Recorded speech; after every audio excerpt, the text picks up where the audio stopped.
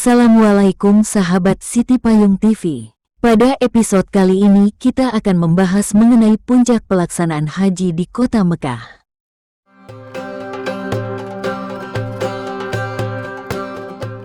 Kota Mekah dikenal dengan nama Makkah Al-Mukarramah, yang berarti kota yang mulia. Kota ini merupakan pusat spiritual bagi umat Islam di dunia.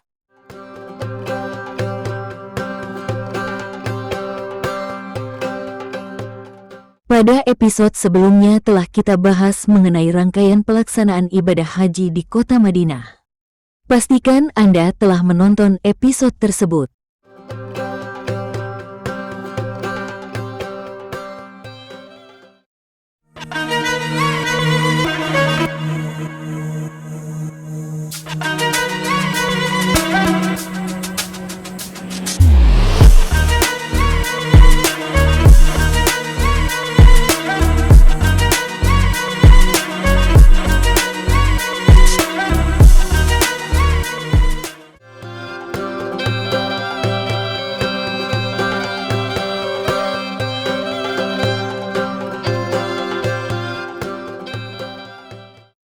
لبيك اللهم لبيك لبيك لا شريك لك لبيك إن الحمد والنعمة لك والملك لا شريك لك.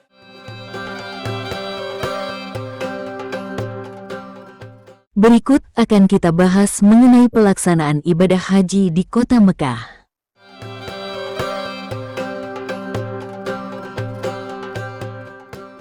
Untuk jamaah haji yang berangkat di gelombang 1, jamaah akan diberangkatkan dari tanah air menuju Madinah. Jamaah akan berada di Madinah sekitar 8 atau 9 hari. Kemudian jamaah akan melanjutkan perjalanan menuju kota Mekah.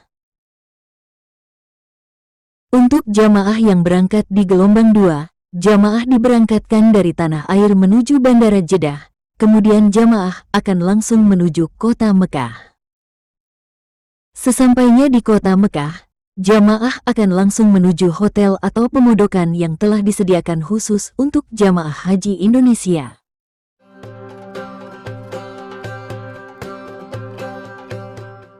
Sebelum kita lanjutkan, kami informasikan bahwa manasik digital ini terdiri dari 5 episode, yaitu episode pertama, membahas mengenai persiapan administrasi, dokumen, kesehatan calon jamaah haji dan bimbingan manasik haji di daerah masing-masing. Episode kedua, membahas tentang rangkaian pelaksanaan ibadah haji di embarkasi. Kemudian episode ketiga, yaitu rangkaian pelaksanaan ibadah haji di kota Madinah. Dan episode keempat, yaitu rangkaian pelaksanaan ibadah haji di kota Mekah. Terakhir episode 5, yaitu membahas mengenai ziarah dan persiapan kepulangan jamaah haji ke tanah air. Pastikan Anda menonton episode tersebut secara lengkap.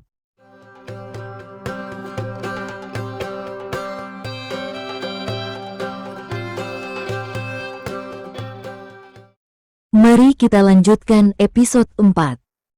Sesampainya di hotel, ketua rombongan turun terlebih dahulu dari bus. Kemudian langsung diarahkan ke petugas bagian akomodasi untuk mendapatkan penjelasan mengenai pembagian kamar, serta menerima kunci kamar untuk rombongannya masing-masing.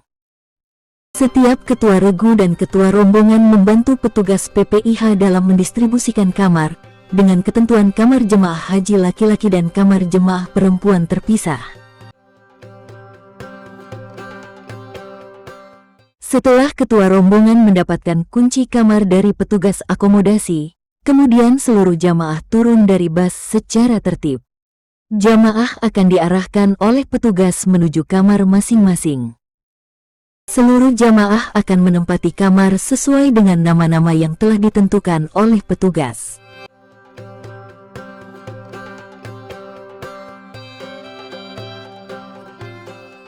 Setelah semua jamaah mendapatkan kamar, jamaah beristirahat sejenak, kemudian dilanjutkan dengan rangkaian ibadah umrah. Seluruh jamaah menuju ke Masjidil Haram untuk melaksanakan tawaf kemudian sa'i, jamaah akan didampingi petugas kloter yang bertugas mengatur dan membimbing jamaah selama melaksanakan ibadah haji. Sesampainya di Masjidil Haram, jamaah langsung melaksanakan tawaf, kemudian melaksanakan sa'i. Setelah jamaah melaksanakan tawaf dan sa'i, kemudian jamaah bercukur atau tahallul, maka selesailah rangkaian pelaksanaan ibadah umrah jamaah. Selanjutnya jamaah kembali ke hotel atau pemondokan untuk beristirahat.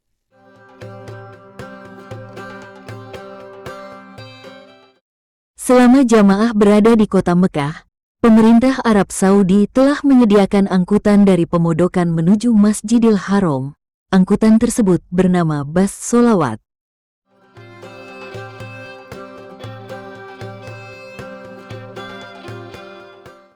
Bas Sholawat tersebut memiliki rute yang berbeda. Untuk diketahui, di kota Mekah jamaah akan dibagi lokasi hotelnya di 5 wilayah, yaitu Mahbas Jin, Syisyah, Raudah, Jarwal, dan Misfalah. Masing-masing bas memiliki nomor sesuai rute 5 lokasi tersebut. Jamaah hendaklah menghafal nomor bas sesuai rute pemondokannya masing-masing. Setiap wilayah pemondokan memiliki nomor bas yang berbeda. Petugas bagian transportasi akan menginformasikan nomor bas sholawat yang melayani rute pemondokan atau hotel kepada masing-masing ketua kloter untuk disampaikan kepada seluruh jamaahnya pada saat awal kedatangan. Bas sholawat tersebut akan beroperasi selama 24 jam, kecuali hari-hari tertentu sesuai yang telah dijadwalkan. Seperti pada setiap hari Jumat, bas sholawat akan beroperasi sampai jam 9 pagi, dan dilanjutkan pada saat selesai salat Jumat sekitar jam 2 siang. Begitu juga pada saat menjelang puncak pelaksanaan haji atau menjelang wukuf. Bas sholawat tidak beroperasi selama jamaah berada di Armusna. Bas sholawat akan kembali beroperasi saat seluruh jamaah telah kembali ke pemondokannya di Mekah.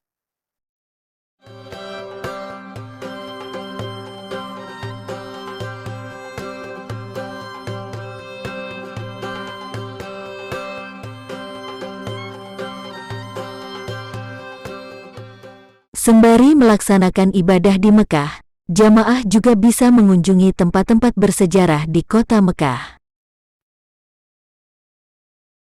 Adapun tempat-tempat ziarah yang biasa dikunjungi jamaah, akan kita bahas pada episode 5.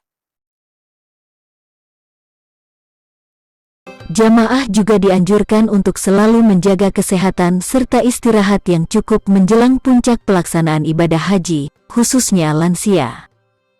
Dihimbau kepada jamaah lansia untuk tidak terlalu memaksakan diri melaksanakan ibadah yang sifatnya menguras tenaga, seperti umrah sunnah yang berkali-kali atau ziarah Makkah dan sekitarnya. Utamakan amalan-amalan yang ramah kesehatan, seperti sholat dan iktikaf di masjid di sekitar hotel, tilawah Al-Quran, dan lain-lain. Sebelum kita lanjutkan, mohon berikan dukungan terhadap channel ini dengan mengklik tombol berikut.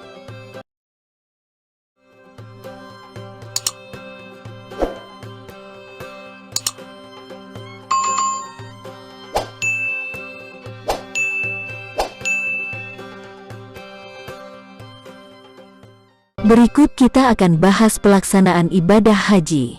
Perlu diketahui bahwa puncak pelaksanaan ibadah haji sebenarnya berada di kota Mekah. Selanjutnya kita akan bahas mengenai rukun haji.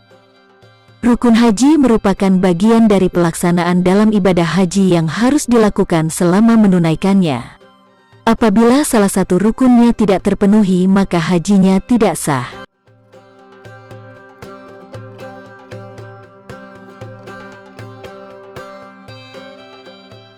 Rukun haji. 1.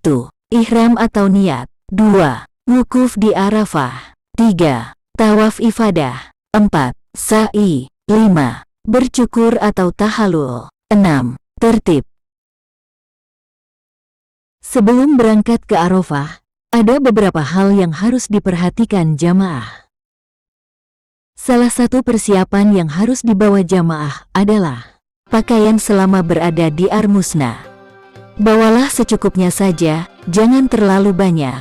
Pastikan barang yang dibawa tidak memberatkan, karena perjalanan selama Armusna jamaah akan berpindah-pindah dari Arafah ke Musdalifah, lalu ke Mina, kemudian baru kembali ke pemondokan. Gunakan tas atau tas ransel yang mudah dibawa saat harus berpindah-pindah. Khususnya di Musdalifah, kondisi medan sebagiannya perbukitan. Pada saat jamaah akan menuju ke Mina, jamaah akan mengantri untuk menaiki bas yang akan membawa jamaah ke Mina, maka akan cukup merepotkan jamaah bila barang bawaan jamaah terlalu banyak. Bagi wanita, gunakan pakaian yang tidak ribet, seperti gamis yang panjangnya tidak berlebihan, agar ujungnya tidak terpijak atau tidak menyapu jalan saat berjalan. Bawalah beberapa helai pakaian pengganti, karena setelah melontar jumrah Aqobah pada 10 Zulhijjah lalu bergunting atau bertahalul, maka jamaah sudah bisa memakai pakaian biasa seperti semula, khususnya laki-laki sudah bisa mengganti kain ihramnya dengan pakaian biasa. Ada beberapa hal yang dilakukan jamaah sebelum berangkat ke Arafah. Pertama, bersuci, yaitu mandi, kemudian berwudu. 2. Berpakaian ihram. 3. Sholat sunat 2 rakaat. 4. Berniat untuk melaksanakan haji. Sebelum berangkat ke Arafah, jamaah terlebih dahulu membersihkan diri dengan mandi ihram, sebagaimana saat melaksanakan ibadah umroh sebelumnya. Kemudian langsung berpakaian ihram. Adapun tata cara berpakaian ihram telah kita bahas pada episode sebelumnya. Kemudian melaksanakan sholat sunnah ihram 2 rakaat. Selanjutnya berniat ihram untuk melaksanakan haji. Sebelum berangkat ke Arafah, di hotel seluruh jamaah telah berniat ihram untuk melaksanakan ibadah haji. Jamaah akan dipandu oleh petugas pembimbing ibadah ke kloter masing-masing. Setelah berniat ihram, seluruh jamaah wajib mematuhi segala larangan dalam ihram. Adapun larangan dalam ihram telah kita bahas pada episode sebelumnya. Jamaah yang melanggar larangan dalam ihram akan dikenakan dam. Dam adalah denda yang harus dibayarkan oleh jamaah haji yang melanggar larangan ihram, yaitu berupa menyembelih seekor kambing di tanah suci, atau berpuasa selama 10 hari, dengan ketentuan 3 hari di tanah suci dan 7 hari di tanah air, atau memberi makan fakir miskin. Pembahasan mengenai dam akan kita bahas pada video berikutnya. Selanjutnya jamaah akan melaksanakan rukun haji yang kedua, yaitu wukuf di Arafah. Rangkaian puncak pelaksanaan ibadah haji dimulai tanggal 9 sampai 13 Zulhijjah. Adapun lokasi pelaksanaan puncak ibadah haji tersebut yakni di Arafah, Musdalifah, dan di Mina, atau biasa disebut Armusna. Padang Arafah terletak sekitar 25 km sebelah tenggara kota Mekah. Padang Arafah terdiri dari dataran terbuka dan gunung atau bukit, yakni Jabal Rahmah dengan ketinggian sekitar 70 meter. Padang Arafah dikelilingi oleh jajaran pegunungan dan Wadi Arana. Padang Arafah mampu menampung lebih dari 2 juta jemaah haji saat wukuf. Wukuf yang berarti berhenti, yakni berhenti dari kegiatan apapun agar bisa melakukan perenungan diri. Jadi, wukuf di Arafah adalah saat fisik jamaah berhenti di Padang Arafah. Wukuf di Arafah adalah rukun haji yang paling agung. Sebagaimana dikatakan dalam sebuah hadis yang artinya, haji adalah wukuf di Arafah. Siapa yang datang di Arafah, pada hari nahar malam sebelum fajar terbit, dia terhitung melakukan wukuf. Wukuf di Arafah merupakan rukun haji mutlak, yang menentukan sah tidaknya ibadah haji bagi seseorang. Sehingga, wukuf menjadi rukun yang harus dijalankan bagaimanapun kondisi jamaah haji. Adapun untuk jamaah haji yang pada saat itu sedang dalam kondisi sakit atau sedang dalam perawatan di Klinik Kesehatan Haji Indonesia atau Rumah Sakit Arab Saudi, maka terhadap jamaah tersebut akan dilaksanakan safari wukuf. Safari wukuf bisa dilakukan bagi jemaah haji dengan kondisi fisik yang tidak memungkinkan untuk melaksanakan rangkaian ibadah puncak secara mandiri. Safari wukuf dilaksanakan dengan menggunakan bus atau ambulans. Namun jika kondisi jemaah tidak memungkinkan hadir secara fisik di Arafah, maka ibadah haji akan diwakilkan atau dibadal hajikan. Mulai pagi hari tanggal 8 Zulhijjah, secara berangsur jamaah haji diangkut oleh bus menuju Arafah. Selama jamaah berada di padang Arafah, semua fasilitas dan kebutuhan jemaah haji telah diurus oleh maktab. Mulai dari penempatan jemaah di tenda saat tiba, penyediaan konsumsi, sarana angkutan ke Musdalifah, dan lain-lain.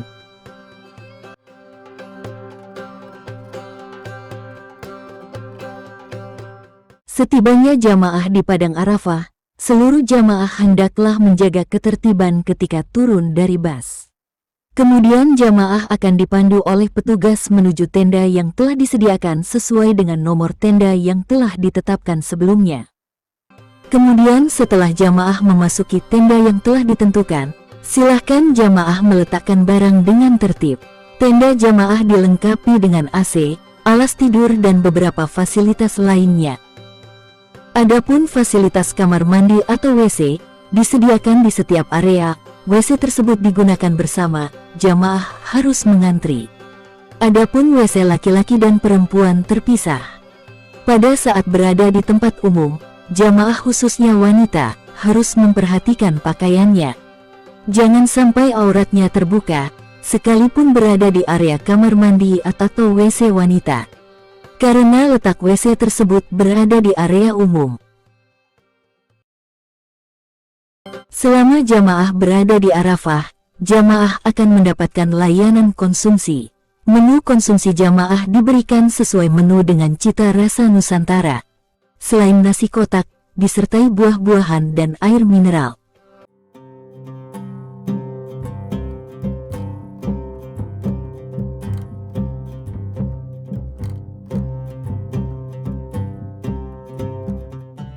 Semua jamaah calon haji harus sudah hadir dan berkumpul di padang Arafah sebelum waktu zuhur.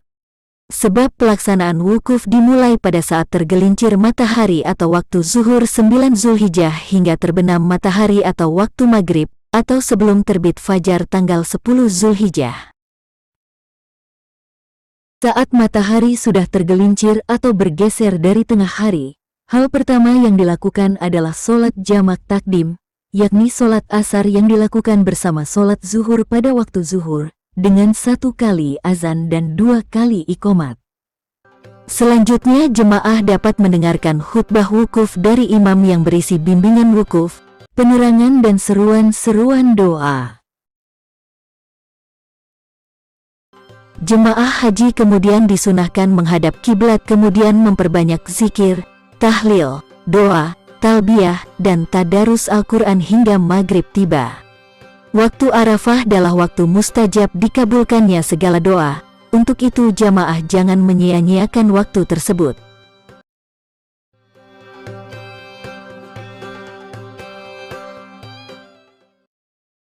Kegiatan wukuf di Arafah dilakukan hingga matahari terbenam. Akan tetapi, waktu wukuf masih terbuka hingga fajar tanggal 10 Zulhijjah. Setelah melaksanakan wukuf, secara berangsur semua jamaah haji diangkut menggunakan bus menuju Musdalifah untuk melakukan mabit di sana. Setelah matahari tenggelam, yaitu ketika masuk waktu maghrib pada hari Arafah 9 Zulhijjah, jamaah haji meninggalkan Arafah menuju Musdalifah. Musdalifah adalah daerah terbuka di mana posisinya terletak antara Mekah dan Mina. Luas Musdalifah sekitar 12,25 km. Semua jemaah haji diberangkatkan dengan bus dari Arafah ke Musdalifah. Jamaah diangkut dengan sistem taraddudi, yaitu secara berkelompok dari perkemahan di Arafah sampai ke Musdalifah secara bergiliran, dan diatur oleh petugas maktab. Setelah tiba di Musdalifah, secara teratur jamaah memasuki tempat mabit yang telah disediakan oleh maktab. Jamaah hendaklah menjaga keutuhan regu dan rombongan dalam kloter masing-masing. Mabit atau bermalam di Musdalifah lebih utama dilakukan sampai selesai sholat subuh. Mabit atau bermalam di Musdalifah hukumnya wajib dalam haji. Maka siapa saja yang meninggalkannya diharuskan untuk membayar dam.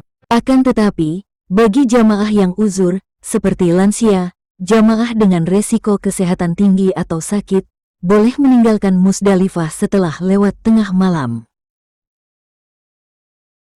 Kemudian saat ini pemerintah juga menetapkan kebijakan murur yang diprioritaskan untuk jemaah dengan risiko tinggi, lansia, disabilitas, serta para pendamping lansia.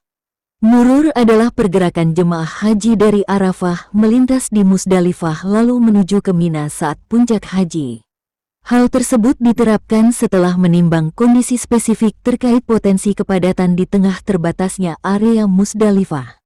Skema murur diterapkan sebagai ikhtiar menjaga keselamatan jiwa jemaah haji. Bermalam di Mina dengan cara murur, hajinya tetap sah sehingga tidak perlu membayar dam. Keputusan ini diambil berdasarkan fatwa Majelis Ulama Indonesia. Terkait murur dalam ibadah haji adalah memperbolehkan jamaah haji untuk melintas di Musdalifah tanpa turun dari kendaraan.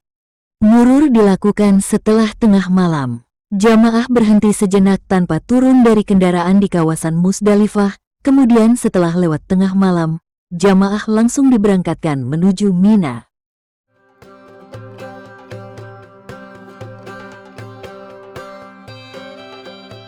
Saat di Musdalifah, jamaah mengambil kerikil di sekitar tempat tersebut untuk melempar jumrah di Mina. Selama di Musdalifah, jamaah hendaklah memperbanyak zikir, baca Al-Quran, tadabur, salat tahajud, witir, dan doa.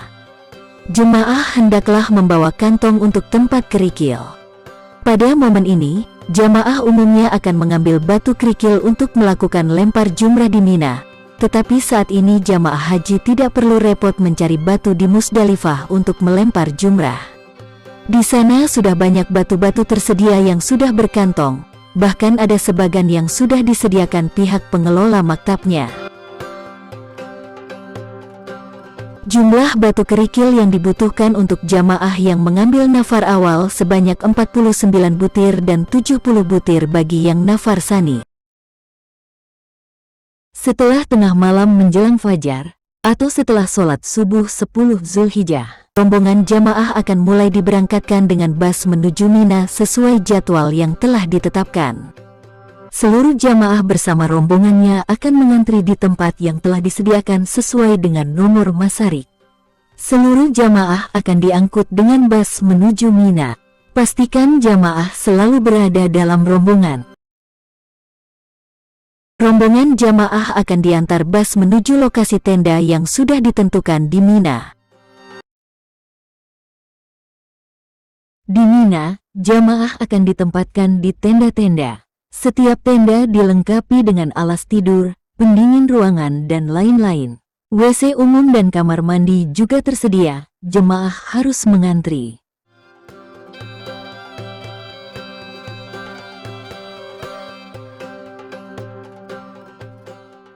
Sesampainya di Mina, jamaah akan ditempatkan di tenda, sesuai dengan nomor tenda yang telah ditetapkan oleh masarik.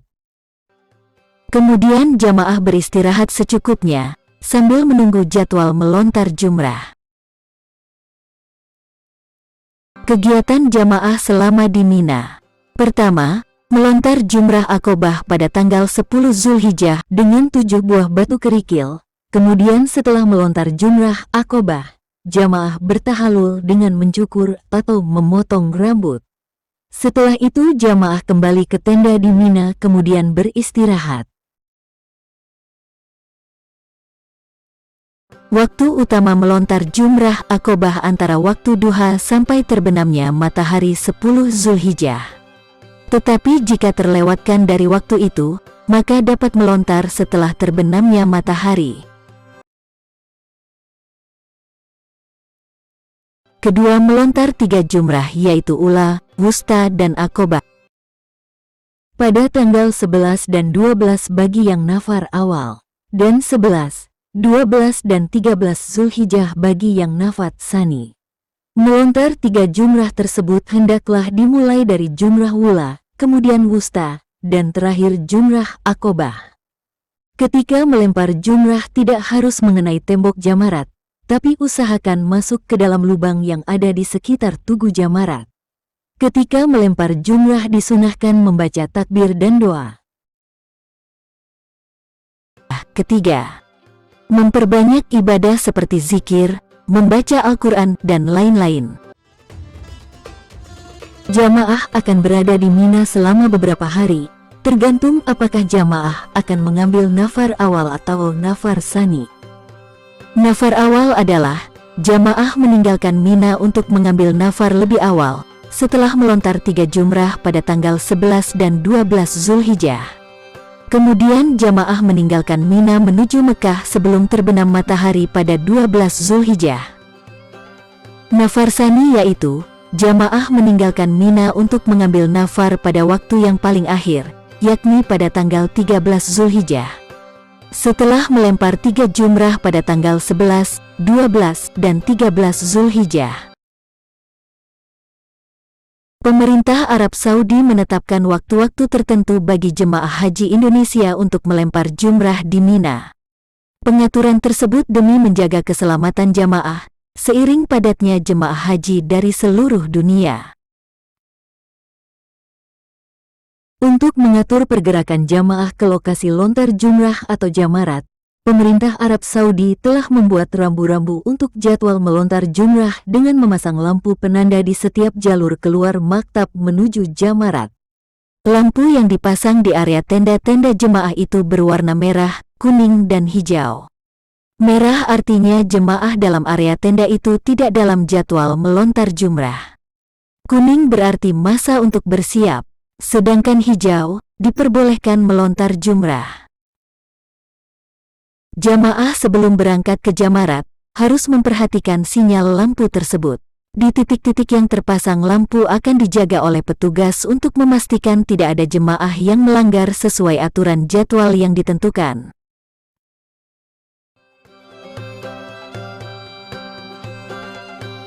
Di masing-masing tenda jamaah juga disediakan petugas yang mendampingi jamaah melontar. Petugas tersebut akan membawa pelang bertuliskan nomor tenda, sehingga jamaah bisa dengan aman pergi melontar jumrah. Untuk itu pemerintah mengimbau agar jemaah melontar sesuai dengan waktu dan jalur yang ditetapkan bagi kloternya masing-masing. Jemaah juga diimbau agar selalu mengingat rombongannya dan selalu mengikut instruksi yang disampaikan oleh petugas kloternya masing-masing. Untuk jemaah yang uzur syar'i, antaranya jamaah lansia, jamaah dengan resiko kesehatan tinggi atau sakit, dan lain-lain, boleh mewakilkan kewajibannya melontar jumrah kepada orang lain.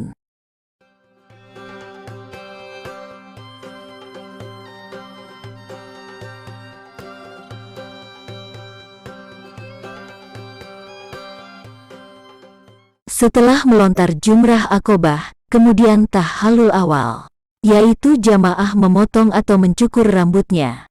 Untuk jamaah haji wanita, tahallul dilakukan dengan hanya memotong beberapa helai ujung rambut. Sedangkan untuk jamaah haji laki-laki disunahkan untuk menggundul rambutnya, terutama bagi mereka yang baru melakukan ibadah haji untuk pertama kalinya. Setelah tahallul awal, jamaah boleh memakai pakaian biasa dan melakukan semua perbuatan yang dilarang selama ihram, kecuali berhubungan suami istri. Kemudian, pada 11, 12 Zulhijjah, jamaah melontar 3 jumrah yakni ula, wusta, dan jumrah aqobah dengan masing-masing 7 batu kerikil bagi yang mengambil nafar awal, dan untuk yang nafar tsani, akan melontar jumrah hingga 13 Zulhijjah. Adapun melontar jumrah pada hari-hari tasyrik yaitu 11, 12 dan 13 Zulhijjah adalah lebih utama dilakukan setelah matahari condong ke barat atau setelah zuhur.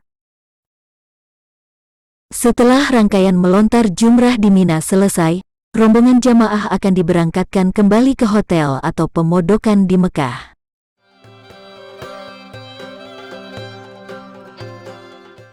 Setelah jamaah membersihkan diri dan istirahat beberapa saat, rombongan jamaah akan melaksanakan tawaf ifadah. Tawaf ifadah merupakan salah satu rukun haji, sehingga jika tidak dilaksanakan maka hajinya menjadi batal. Syarat tawaf yaitu suci dari hadas dan najis, baik badan maupun pakaian, dan menutup aurat. Sebelum melaksanakan tawaf, jamaah terlebih dahulu berwudu, dan hendaklah suci dari hadas maupun najis, baik badan maupun pakaian, dan menutup aurat. Bagi laki-laki, menggunakan pakaian ihram dengan bahu sebelah kanan terbuka. Berikut tata cara tawaf ifadah. Pertama, tawaf ifadah dimulai dari Hajar Aswad diikuti dengan niat tawaf ifadah di dalam hati. Setelah membaca niat, jamaah langsung mengelilingi Ka'bah ke arah kanan dan posisi Ka'bah berada di sebelah kiri. Ka'bah dikelilingi sebanyak 7 kali putaran. 3 kali putaran dilakukan dengan berlari kecil dan 4 kali putaran dengan berjalan biasa. Saat sampai di rukun Yamani, jamaah disunahkan mengusapnya. Namun jika tidak memungkinkan, jemaah dapat memberikan isyarat dengan mengangkat tangan ke arah rukun Yamani sambil membaca basmalah dan takbir sebanyak 3 kali. Kemudian mengelilingi Ka'bah dilanjutkan. Saat tiba di Hajar Aswad, disunahkan istilam, yaitu menyentuh atau mencium Hajar Aswad. Tapi jika tidak memungkinkan, cukup dengan memberi isyarat dengan mengecup telapak tangan dan mengangkat ke arah Hajar Aswad sambil membaca tahlil dan takbir. Setelah selesai tawaf, sebaiknya bergeser sedikit ke kanan dari arah sudut Hajar Aswad menghadap bagian dinding Ka'bah yang disebut multazam dan berdoa sesuai harapannya dengan bahasa apapun. Multazam adalah bagian Ka'bah yang berada di antara Hajar Aswad dan pintu Ka'bah. Namun jika kondisi tidak memungkinkan atau padat, maka boleh mencari tempat yang searah dengan multazam. Multazam merupakan tempat yang paling utama untuk bermunajat dan memohon ampunan kepada Allah Subhanahu wa Ta'ala. Setelah itu dianjurkan untuk sholat sunat 2 rakaat. Sholat tawaf sebaiknya dilakukan di belakang makam Ibrahim, namun apabila tidak memungkinkan dapat dilakukan di mana saja asal di dalam Masjidil Haram.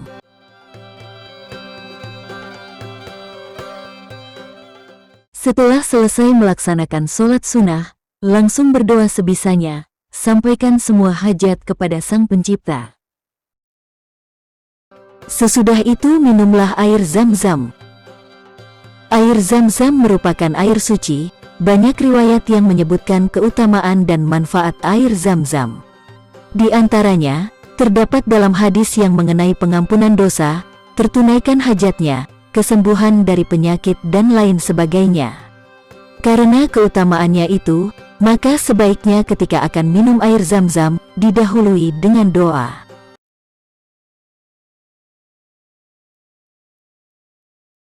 Setelah jamaah minum air Zam-Zam, segera menuju ke Bukit Safa yang ditandai dengan papan di atas yang bertuliskan Safa Start. Kemudian berniat melaksanakan sa'i di Bukit Safa, jamaah menghadap kiblat sambil berdoa, lalu mulai berjalan menuju ke Bukit Marwah. Sa'i merupakan salah satu rukun haji. Sa'i dilakukan dengan cara berjalan dan berlari-lari kecil dari Safa ke Marwah 7 kali bolak-balik. Dimulai dari Bukit Safa dan berakhir di Marwah. Saat ini Bukit Safa dan Marwah berada di dalam gedung yang menempel dengan lokasi Masjidil Haram. Namun di kedua ujung jalan antara kedua bukit masih ada bagian yang mendaki dengan gundukan batu alam yang masih asli. Batu ini merupakan batu asli Bukit Safa dan Marwah.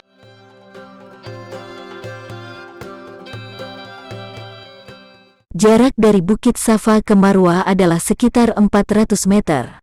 Dengan demikian, total perjalanan sa'i dengan 7 kali putaran ditempuh dalam jarak sekitar 3 km.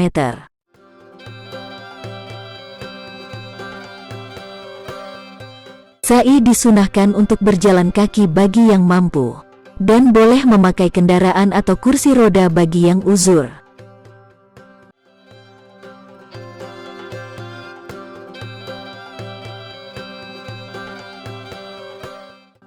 Saat melaksanakan sa'i, kain ihram bagi laki-laki ditutupkan di kedua bahu, tidak seperti saat tawaf, bahu kanan dibuka.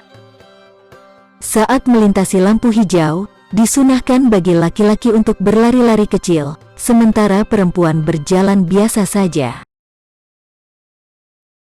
Jamaah membaca doa dan zikir di sepanjang perjalanan sa'i dari Safa ke Marwa dan dari Marwa ke Safa.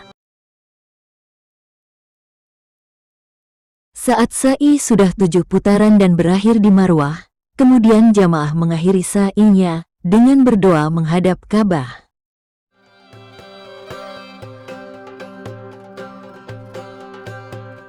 Setelah rangkaian ibadah sa'i selesai, kemudian jamaah bertahalul.